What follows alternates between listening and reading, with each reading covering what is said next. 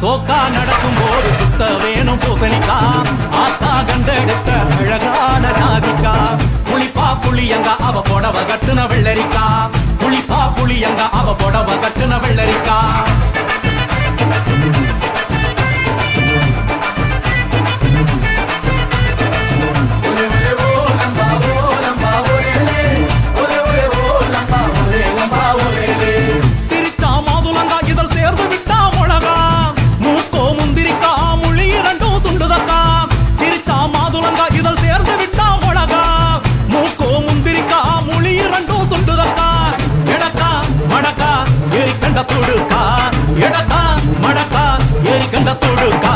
கொடிக்கா உடல் அழகி கொண்டு போறமாங்க